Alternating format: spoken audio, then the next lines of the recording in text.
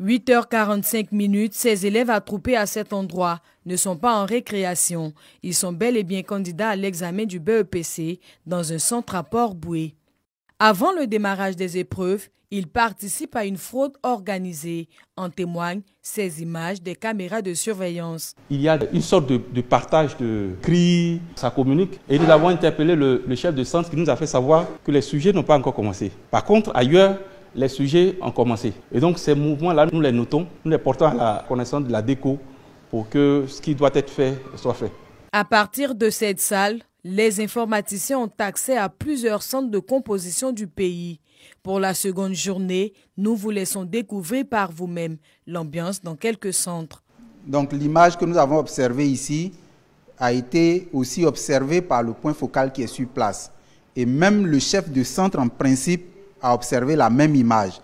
Puisque quand nous nous zoomons, c'est le même reflet qui est fait sur tous les écrans qui ont cette caméra connectée. Le téléphone portable est devenu le roi de la tricherie. Un smartphone que l'on va consulter discrètement dans les toilettes. Pourtant, le règlement est clair. Interdiction d'accéder dans les centres avec cet outil de communication. À Abidjan, comme à l'intérieur du pays, les candidats tentent de frauder à travers le téléphone. De notre position, nous pouvons échanger avec le point focal de la ville de Bouaké. Je remarque qu'il y a un candidat qui détient un téléphone portable.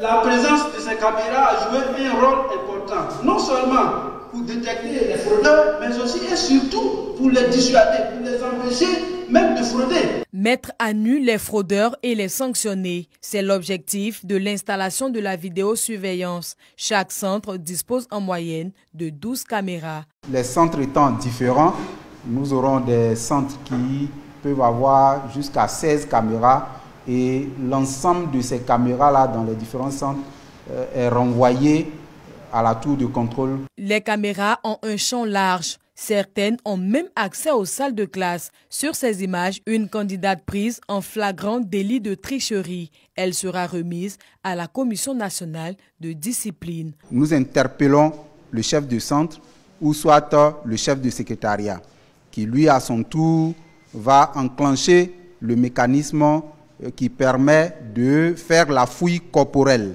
Il y a un mécanisme qui est mis en place par la DECO qui va être enclenché pour la suite. La tricherie est très souvent due à une mauvaise préparation qui peut coûter cher.